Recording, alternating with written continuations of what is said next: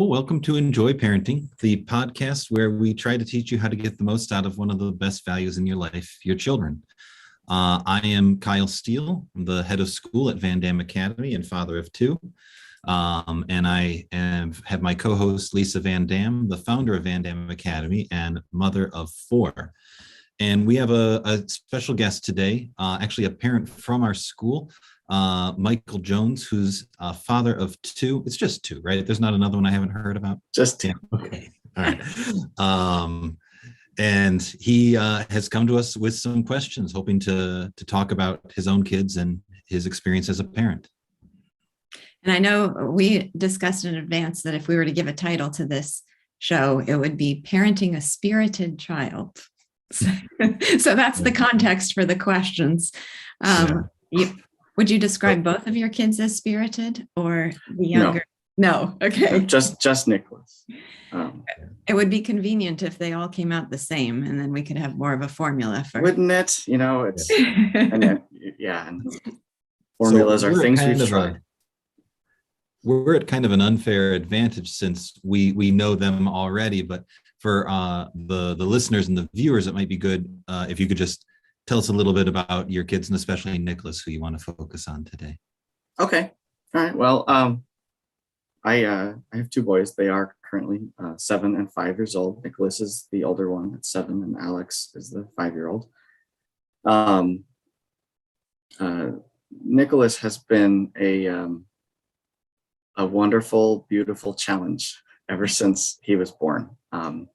We in fact had, we're days old, and we had doctors and nurses at the hospital before we were discharged were commenting on his vocalization. as a 2 and 3 day old infant, he is very vocal.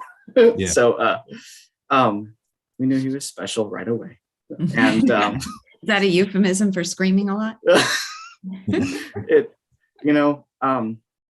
One of the challenges that we have had with Nicholas has not been directly related to him at all. It's actually getting people to understand the difference between raising a spirited child and raising a non-spirited child. And now we have one of each.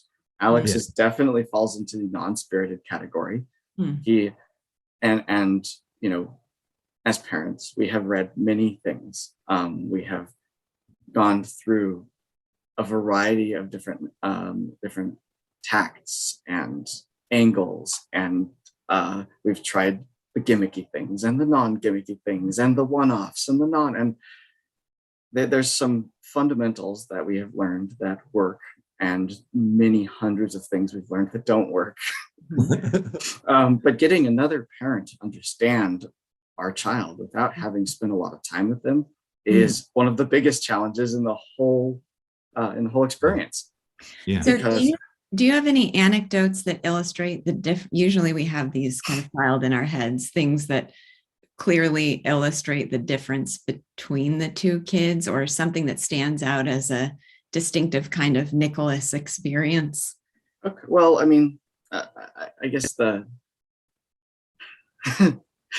it's it's a lot of the attributes to what make Nicholas and what is a spirited child, because he does have commonalities with other spirited childs. We've read some books, and the reason I use the word is because there's a book actually called Raising Your Spirited Child, which we read, and everything in it applied to him, but it had no advice on how to specifically deal with actual circumstances, only the more broad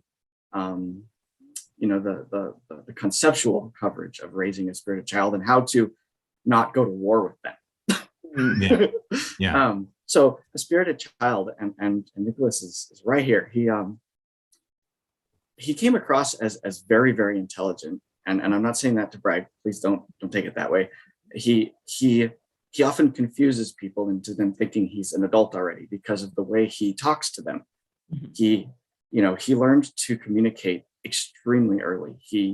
We had to teach him, we did a lot of things, and he was our first child, and we didn't know a lot about being a parent. So it was, an extra challenge for that. But we started going with the baby sign language route real early. Well, I don't know if it's really, I don't know when people typically start, but by 3 months, he knew many symbols in baby sign language. So it seems early to me. But one of his favorite ones was this one. And if you don't know what that means all done. Or he broadened that scope as he got a little older to no, I don't want it. Stop it. That's enough. All done.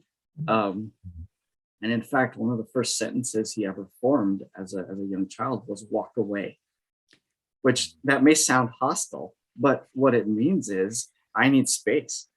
And he would tell us to walk away. I mean, and we're talking, less than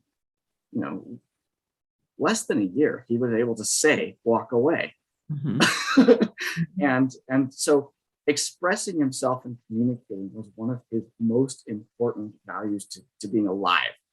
He has opinions. He has expressed opinions since weeks old about how he's laid down, about where his bottle is being held, about what toy is next to him. I mean, and it's more than just, oh, the toy fell and I can't reach it. It's, I don't want that one, I want this one. And before he could identify specifics about them, he already had opinions formed.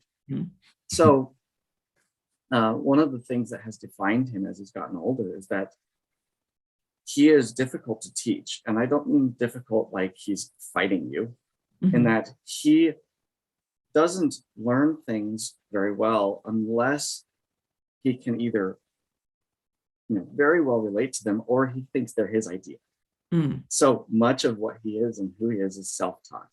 And he likes that. And so raising him can I interrupt and ask a question? Yeah. Okay, so this forming of strong opinions from a very early age, you're saying, is part of what characterizes him. So it sounds like one of the challenges, now I haven't taught him myself, so I wish I had experienced this as his teacher and I'd have a lot more to say about it. But I think what you're saying is that one of the challenges is that he might not express his opinions in a proper contextual manner. Like he's going to be very opinionated when it's not appropriate for a child to voice strong opinions. That has certainly, being maybe a little intractable in terms of what he's being asked to do, because he's already got a set idea of how things should go and what his opinion of. Well, I have many examples which we can get to shortly, but so that has a lot of the challenge has definitely been based around that the self-formed opinions, the ideas of how things are, and he'll tell us how things are. He does that a lot. He's been doing that since he could talk. Whether it's accurate or not, that's what he believes. So that has definitely been a challenge. And then he is also incredibly high energy level. He does, I wouldn't call him fidgety, but what he is if he gets bored, which happens frequently, with what is going on around him, because he is very external. He is very much about the environment and what's happening around him. He doesn't do a lot in his head to keep himself entertained. Whereas I know people and kids who can keep themselves entertained for days, months, weeks, years in their head. He's not one of those. He is very much about the external stimulation. And so we had a lot of difficulties when he was very young, in that if he gets bored, he tends to go bonkers. I mean, just nuts. And this is true even to this day. He's going to be 8 in April, and he will start, if he's not satisfied with the entertainment going on around outside, or the activity he's doing, or the project he's on, he'll start running around the house, jumping on the couch to the ottoman, doing things that you might see your baby doing. But he's almost 8 and still doing that. And we talk to him and we try to bring down the energy. And then the biggest key has always been to help him get focused on a more productive thing. But he still requires that help, and he's always needed that external help to become focused on either what we consider important, or what teachers consider important, or whoever's guiding him considers important. Not that he doesn't always, he doesn't always pick the wrong thing to focus on. I don't want to say wrong. That's the wrong word. He likes to choose his things to focus on. And many times what he's choosing is okay. And sometimes it's not, because there are schedules that have to be taken care of, or We have obligations, and that's been sometimes difficult. It's been difficult to teach him that. So I want to pause. I think we should pause here. And I have some thoughts on things you've said already, I'm sure. Okay. Kyle does too. And then we can maybe get back into some specific scenarios that are particularly challenging, or where you have challenges yourself that you want advice about, or you opened with the challenge of helping other people to understand him, which is I think that's an interesting topic too. Well, I definitely have a little of both. So yeah, sure. So there are two things that come to mind for me. One is that, so you're describing him as spirited. I haven't read the book that you're talking about, so I don't, but I get the idea. He's high energy. He's maybe defiant sometimes. He's opinionated. He's got a strong personality. And that's one variety of challenge that parents face. And another variety of challenge that I hear parents complain about or express concern or worry about on a regular basis is that their child is too shy and too quiet and too reserved and won't communicate and won't assert themselves. And so part of my point in saying that is that it's just one variety of challenge, and there are many varieties of challenge. The spirited child, as you're describing it, I think stands out as the sore thumb challenge, just simply because they're louder and maybe, it's easier to let the quiet, shy, passive child sort of sit alone in their corner, but it's an equal challenge for them. Yes, it is. And I actually share an interesting story about that. Okay, well, we'll come back to that in 1 second. I just want to get out the 2 points. And so I think it's important to recognize what the nature of the challenge is, recognizing it's one variety of challenges, and then not accept it as a given that this is who this child is. I think that's one dangerous tendency that we all face, is to notice that our child has pronounced characteristics and therefore say that's that child. And rather than, so if, for example, Nicholas is expressing opinion.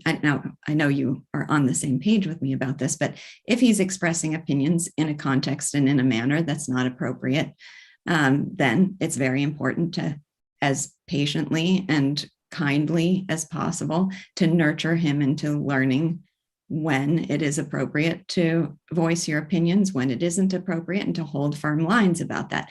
So I think one thing that comes to mind is, just for all of us as parents, is to be cautious about seeing a pronounced characteristic, accepting it as a given, and thinking we somehow have to work around it, rather than seeing that it is a characteristic of theirs and wanting to help shape them in the direction of the maturity that we hope to see from them.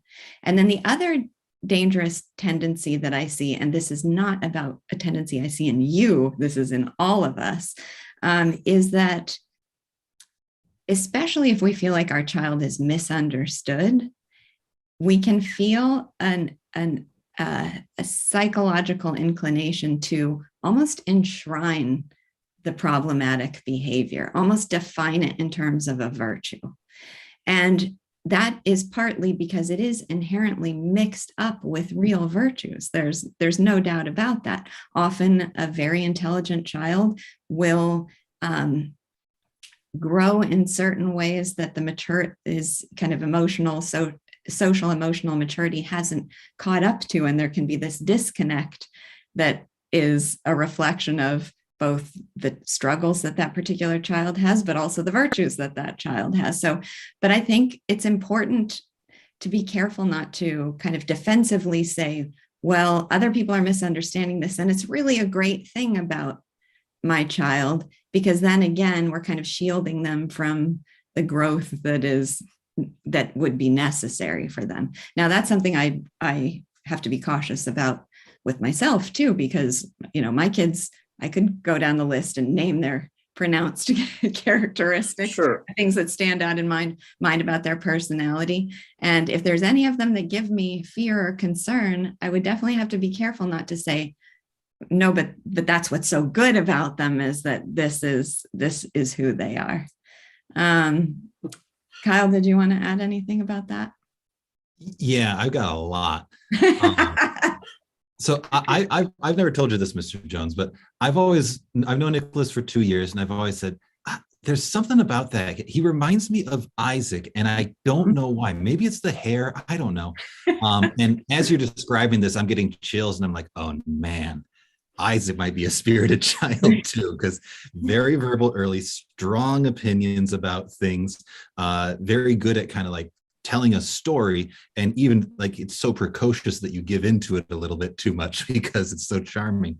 But yeah, so I just have to start with that. And there's so many stories I can think of with Nicholas, like that really highlight what you're talking about, that he has a big personality and a strong personality and strong opinions, and he is able to express them in a way that seems quite precocious for his age, and you think that he's almost like an adult. Like the story that I always remember was he walked straight into the teacher's office, didn't knock on the door, was talking to a teacher about something, and then turned to a teacher that he hadn't met before and goes, "Hi, I didn't get your name." He's a kindergartner, and it's like he's conducting a business meeting. I was going to tell one other quick story that's connected here, where he came into the office, and it was Mrs. Davila used to come down to meet him in his kindergarten year, I think. And there was one morning that she didn't. And I walked him up to class, and he walked straight past the classroom into the office because he saw Mrs. Davila in there. And he said, "Where were you? You're late." And I, at that point, thought maybe he was going to seize charge of the school as a whole and be the disciplinarian for the teachers. But so we know these. Yeah, and, I remember and that. We find them so charming. Well, it's the same. And the same danger is that it's cute and charming, but it would be proper for me in that moment not to focus on the precociousness and charm of it, but maybe the inappropriateness of talking to a teacher in that manner. Yes. So a more substantial thought that I wanted to share, and I feel like this is kind of going to be the theme that we play around here, is that like you were saying, Lisa, every child has a personality. Mm-hmm. Every child is going to have, a temperament or characteristics or whatever term you want to use to describe it. And there's going to be a twofold challenge to that. One is they will have to learn how to accommodate. A shy child is going to have to learn that maybe I don't want to be on stage when I grow up, and maybe I'm going to want to find a career that fits my temperament. But simultaneously, every person has to learn how to overcome their temperament too. A shy person has to learn how to be assertive. A forceful, energetic person needs to learn how to listen. And so we kind of have a two sides of the same challenge with our child, is that we need them to learn how to, like, okay, you have this temperament, this is what's going to make you happiest, but also you got to get along with other people sometimes. So here's techniques and strategies and wisdom for managing your personality when it doesn't fit a situation very well. Right. Does that sound fair, Mr. Jones, to put it in those terms? Like, does that match your experiences with Nicholas? Absolutely. Yeah. Okay. Yeah. I hope it's clear that he charms the heck out of me. I wanted to, I want to say that too. I'm certainly not here to portray just a bunch of bad characteristics of my son. Sure. I love my son, and I wouldn't ask for a different one. It was absolutely an amazing experience. And, I get in fights with him, and I question whether it's him or me, because he's my first child. I did not have necessarily the best parental examples in my life. I mean, okay, one of them was terrible, but the point is that I do my best to adapt as a parent to him as much as try to teach him, just to maintain that benevolent household and the benevolent environment for us, because I could see where it could turn into a yelling match easy, and we've had a couple of those, and I really try hard to avoid them. And it's mostly on me, because I don't have to yell back, but it takes a lot of effort on my part, because I have to overcome my own personal experiences and challenges from being a child and having the only examples being my parents, who they are. So that's why we've done a lot reaching out. In fact, read books, watched things. I'm talking to you. I've been watching your show for a while too, as well. So there's a lot of really good advice out there for us, and I've been integrating that as best I can while raising this wonderful spirited child. Yeah. And I think that a principle that is important here, it's very easy for Lisa and I have been a little bit on a tear against like very tactical, practical advice. Like, here's the tips and tricks you need to get the outcome. Of course. Yeah. And then I understand it's not worked well for us, but just those. Because like we want it to be like, oh, well, my child is doing this. What do I need to do so that they do or don't do this? And it's more the phrase I use, I've been using it for years around the school, is that this problem will not take as long as you fear, but it won't be as fast as you hope. It's going to be somewhere in the middle for how these things grow and develop. Like my guess is that I don't want to just focus on Nicholas. Like every child, they kind of have their own schedule for when they're going to mature and for when they're going to find wisdom and that sort of thing. And we want it to be at a certain speed, but we got to accept that we don't really have direct control over that. But I feel like I'm talking over you a little bit, Mr. Jones. And I'm just, maybe it would be good for us to hear a little bit more about some of the specifics that you were hoping to talk about today with Nicholas. Okay, sure. Well, I don't need to focus on anything in the past, or too far back anyway. But one of the specific things I wanted to talk about is that there's two areas that we are currently struggling with, and we are getting. I don't want to think we're out there on our own. We're actually getting a lot of help from the teachers at VanDamme, and again, I appreciate you for letting me on the show here. This is great. Yeah. So. But the two main areas of concern at this point are related to when he doesn't get his way, he still throws tantrums. And the other day on Friday, we picked the boys up from school and we were going to take them over to Urban Plates, get them some mac and cheese, sit down for a little family meal out for fun. And Nicholas, had a different idea of what we were going to do that evening, and was highly inflexible, to the point that he ended up, it was yelling, there was laying down on the parking lot ground, there was standing in front of the doors like this, not letting us in the restaurant. I mean, and it was, it's all because he wanted something different, and his want wasn't unwarranted, and we even did our best to try to explain that he was going to get what he wanted after we ate, but because of the tantrum, we didn't get to eat out, and therefore he didn't get what he wanted either, because we do our best to try to implement natural consequences. So since he held us hostage with the thing that he wanted, he lost it, and that was devastating to him. And for the rest of the night, he was upset, and he was testy, and he was just generally not particularly enjoyable to be around. And the thing is that when he's like that,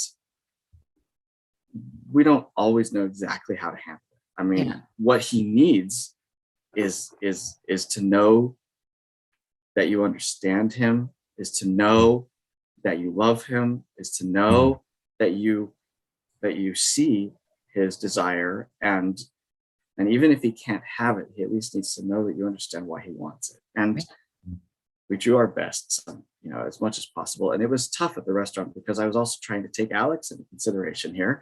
Right. So while he was throwing his tantrum, I took Alex in, got him some mac and cheese to go, and we went back to the car. Good solution. And so he.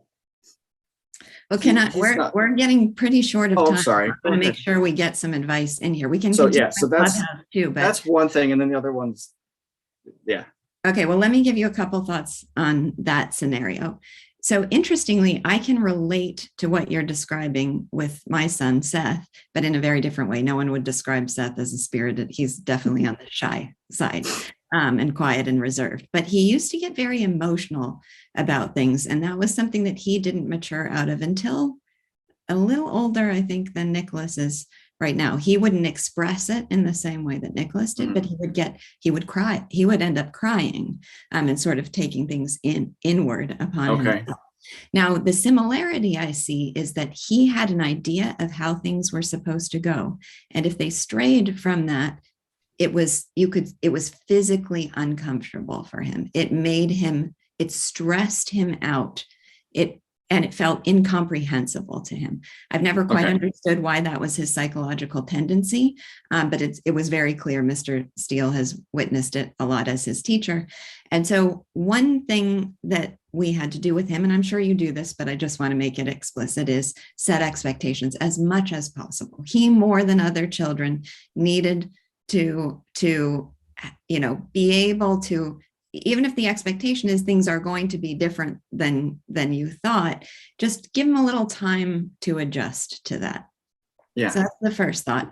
Second thought is really just being accepting of tantrums ruining things and bailing and going away from it. That's going to happen. That's part of what Alex's life is going to involve, and he's going to have to learn to adapt to that too. So instead of it feeling like a disaster, it's just a natural part of life. Nicholas is a strong-willed child. Occasionally he's going to not be able to adapt to circumstances. It's not because he's a bad kid. It's because this is a particular struggle for him. So we're just going to let it go. We're just going to go home, say that didn't work. We'll try that next time. And then the third thing is having conversation. And again, I'm sure you do this, but making it explicit, having the conversation about it when he's calm. So later, days later, hours later, days later, remember that experience with the restaurant? How can we avoid that? That wasn't fun. I'm sure it wasn't fun for you. It wasn't fun for us. How can we avoid that happening in the future?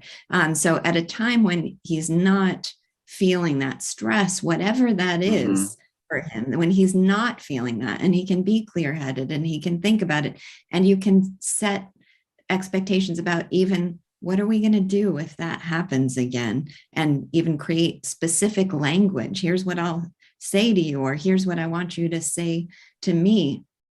If you can have those conversations when he's at his mental best and calmest, I think it'll help prepare the way for those. And again, it won't happen fast. It won't be immediate, but it'll help prepare the way to smooth out those interactions. Kyle, I'm sure you have thoughts too. I want to underline the thing that you said, and it sounded like you did this, Mr. Jones, that you were ready to pull the ripcord on it. Like, all right, the tantrum's here. We've got to bail. You tried your level best to work around the tantrum, but it's getting in the way, and have to cut and run, because letting the tantrum succeed is going to be gonna be a problem, of course. But the other thing that I was just kind of curious of, the question that I wanted to ask, were you able to talk to Nicholas and figure out what it meant to him that he couldn't have what he wanted? Because that's it's one thing to witness and say this child's having a tantrum, but to really get inside their skin and say, what does it mean that I'm going to urban plates instead of whatever else I wanted to do?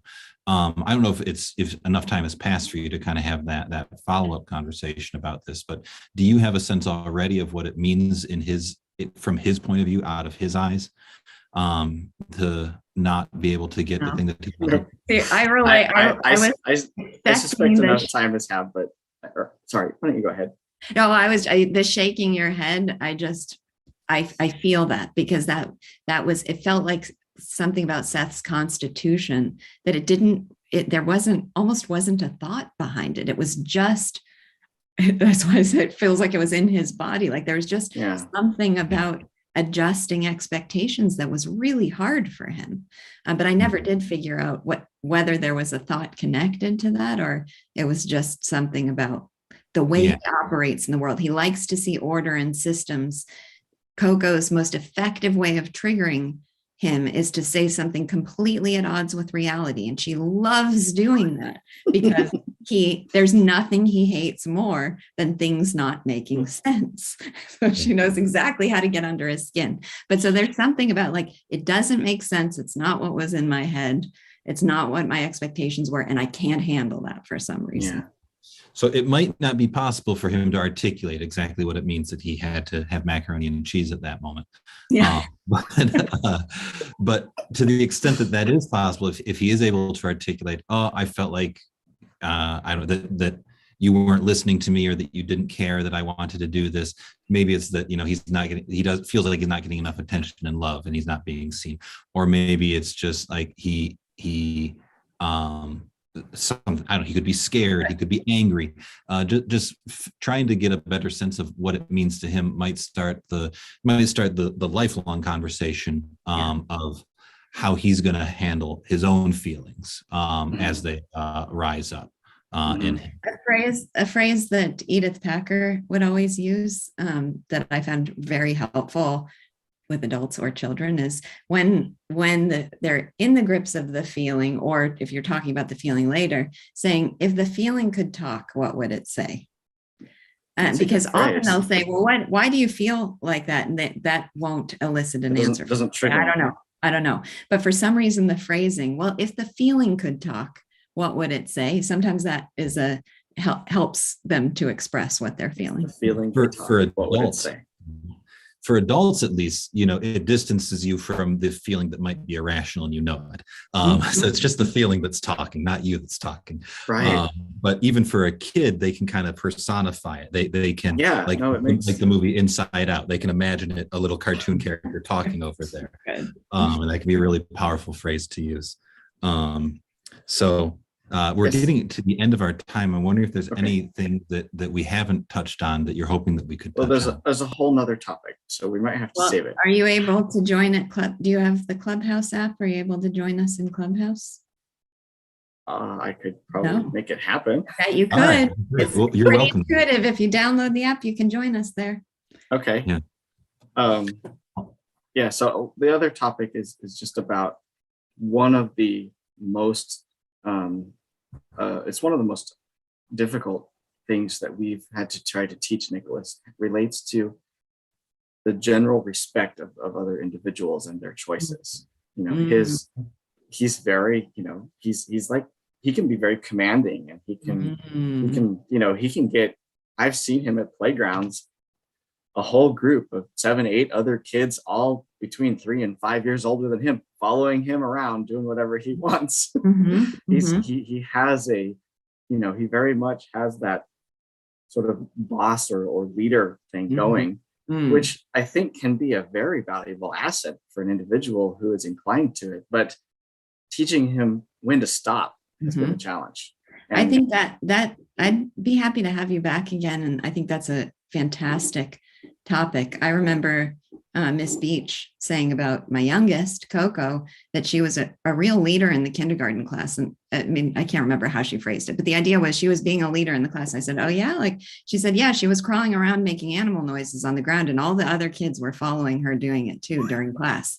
And I was like, oh, that's what you mean by, she didn't mean setting an example and being a role model. She meant being that kind of, having that charisma that other people would follow her, but not necessarily in the best way. So anyway, that would be a great follow-up topic. Let's try to talk about that later. Sure. Thanks for being here. Absolutely. This has been a real pleasure. Thank you. I just have to point out that Mary Aline had a super chat that says, oh my gosh, I love this kid. So that's the impression that you gave of your son. I'm glad. I love to give that impression because I absolutely love him. And with the challenges comes amazing rewards. Of course. Having this child. Yes. So it's been a blessing to have a young Nicholas. Yeah. And watching him grow has been an amazing experience, and it's made me grow as a human and as a parent a lot. And that challenge has not come unwelcome. That's wonderful. I've only had him on and off for 1.5 years, and I feel the same way. So it's a lot of fun. But we'll see everyone in the Clubhouse. Awesome. Thank you. Bye.